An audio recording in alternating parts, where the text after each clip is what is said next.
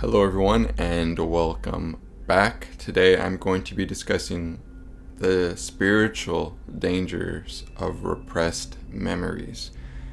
Now, for me personally, I endured a lot of trauma. I've mentioned many times. I don't think I've gone into great detail. I'm pretty much healed from the trauma.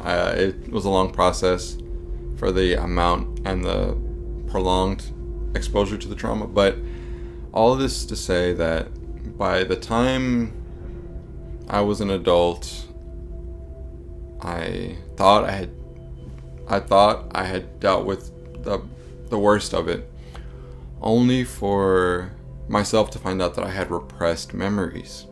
And I found out after I became a devotee of Santa Muerte.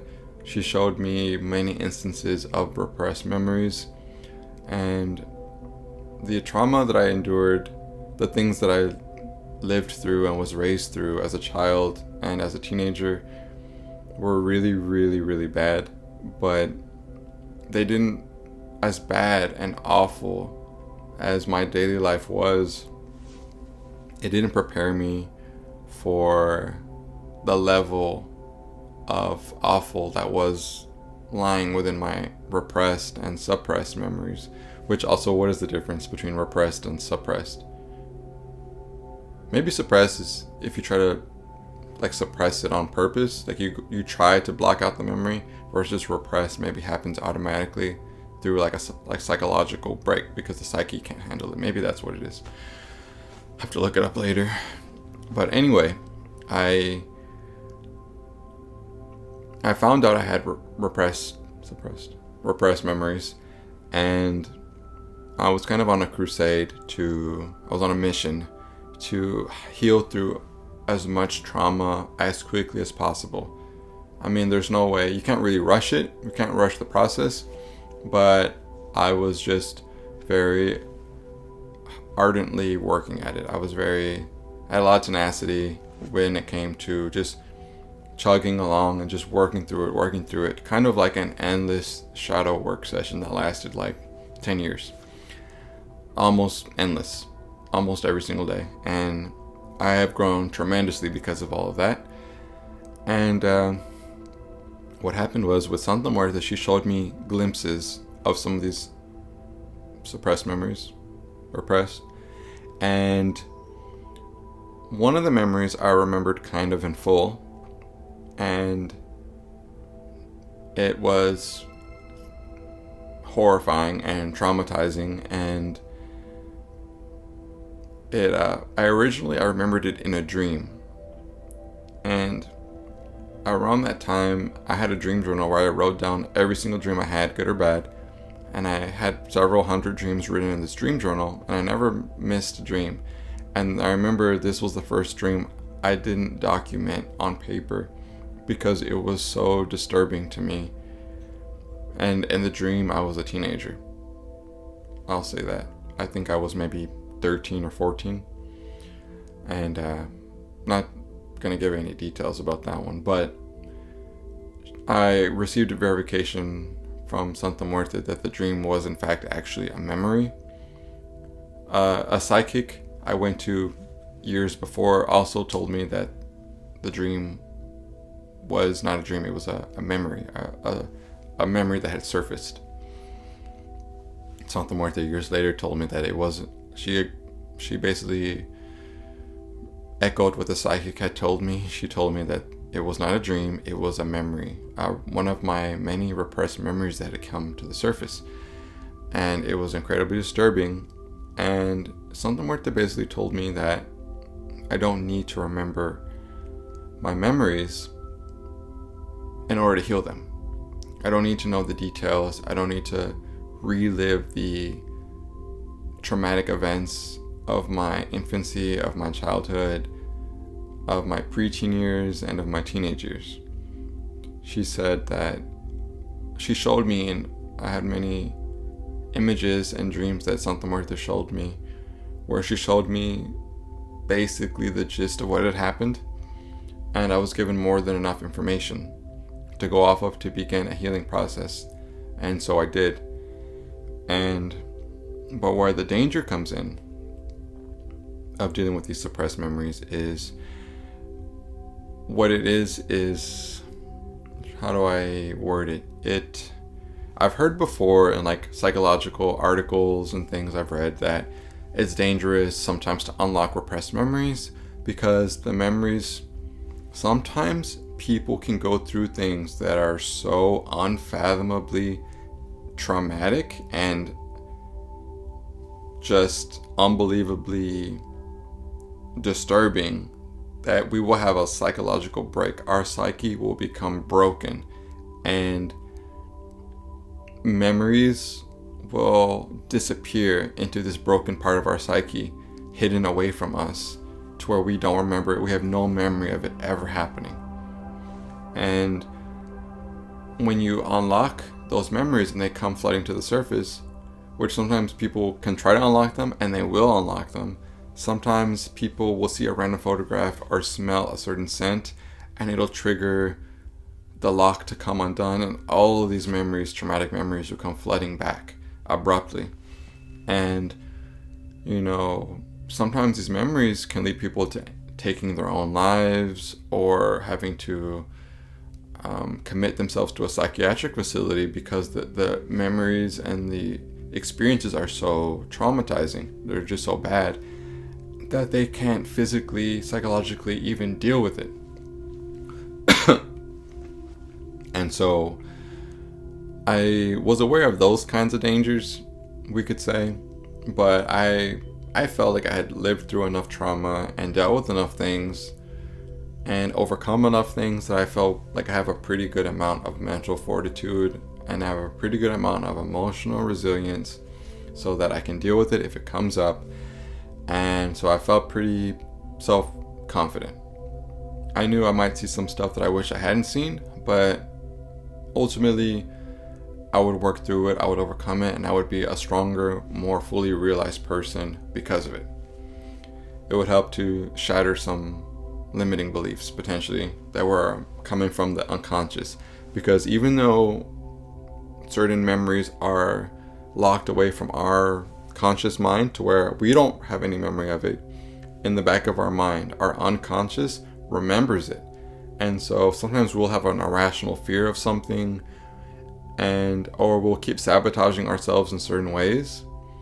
And it turns out we were acting like that because of an experience we experienced, a traumatic experience that was blocked from our conscious mind. So even though our conscious mind doesn't remember it, it can still affect how we behave in an unconscious way.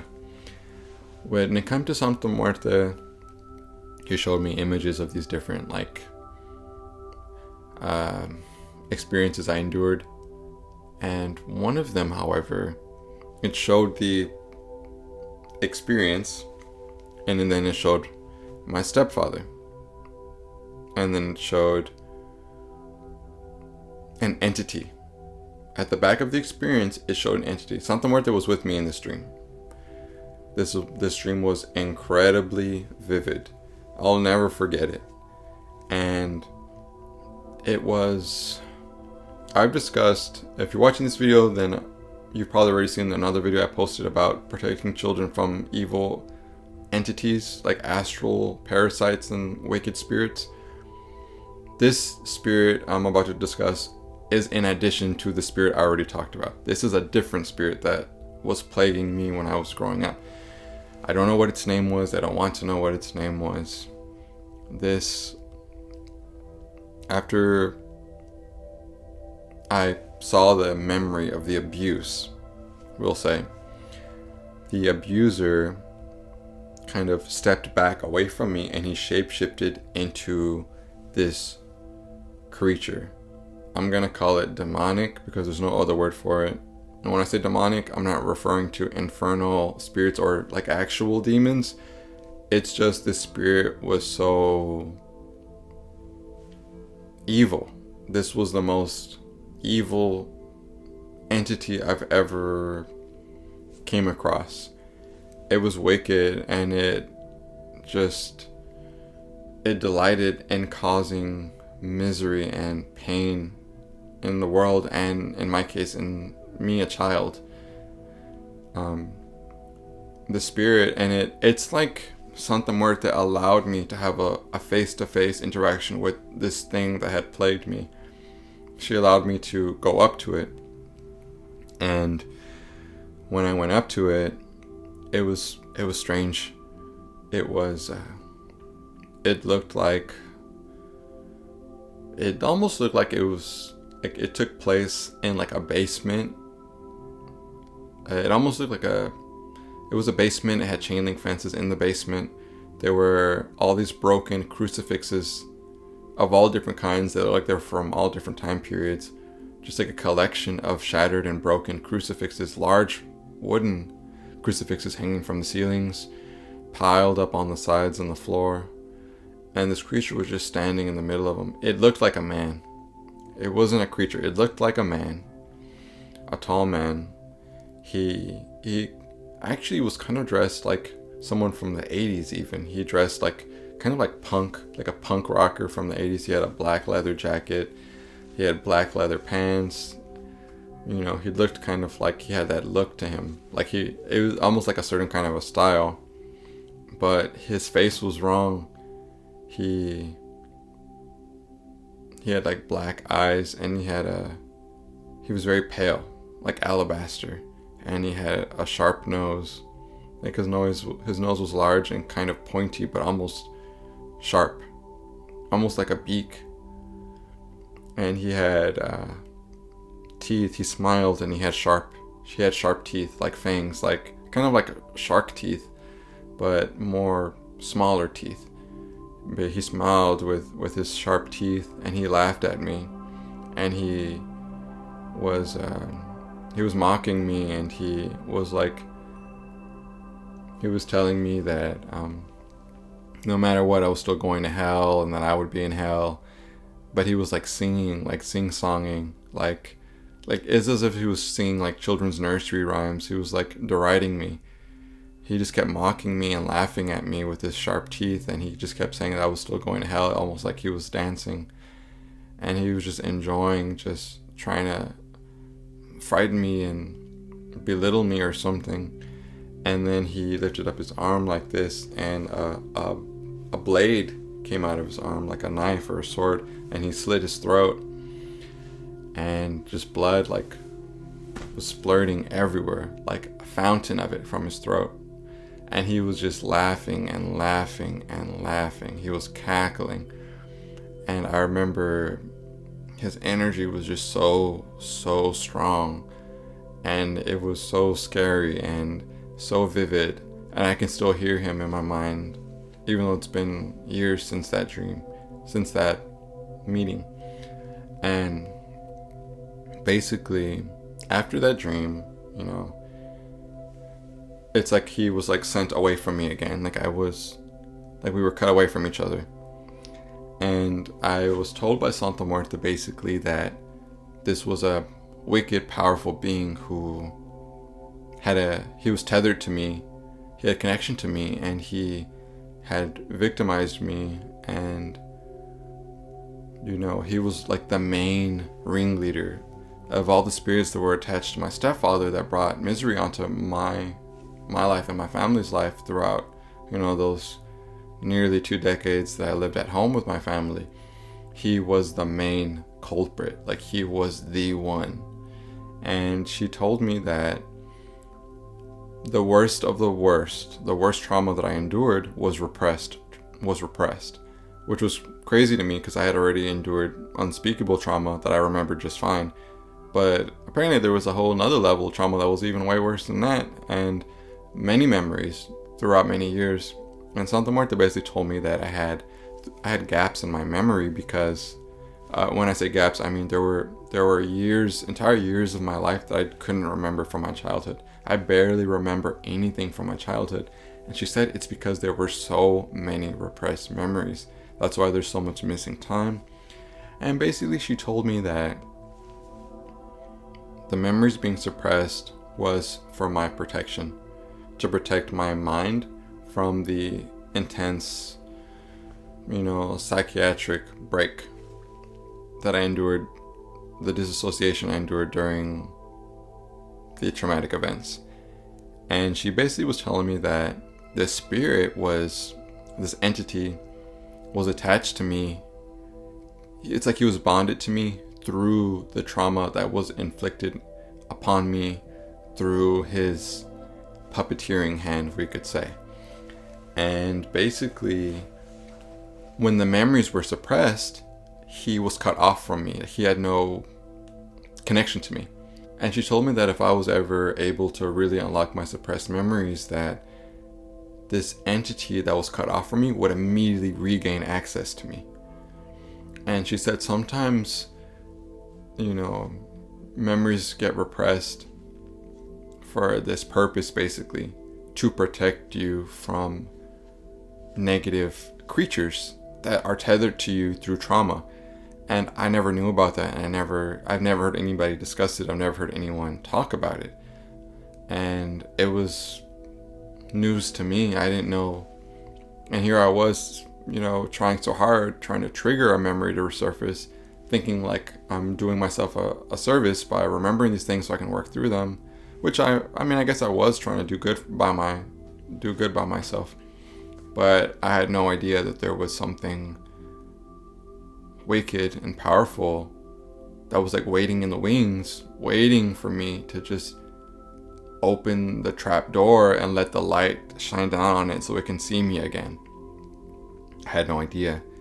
And so after that instance of Santa Muerte showing me, walking me into this basement and letting me see this being like an ancient foe of mine, it just really brought some things to light for myself, and it made me realize that sometimes remembering trauma can be dangerous, because this being was definitely dangerous. And I have Santa Muerte around me now, I have other beings around me now, and I have a better handle on things, spiritually speaking. I have a lot more to learn, but I'm not a defenseless child now.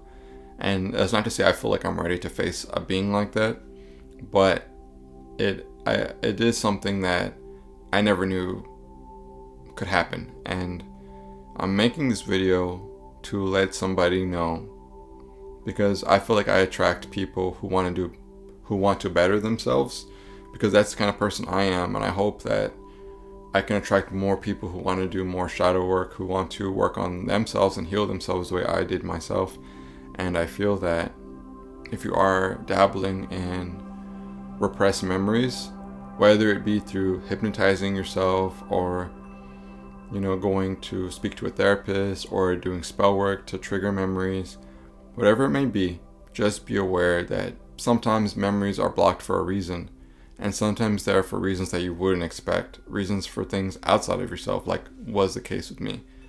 For me, it was two reasons. It was, yes, the memories were traumatizing, but also there was this creature attached to my trauma. And I wouldn't have known otherwise if it wasn't for Santa Muerte.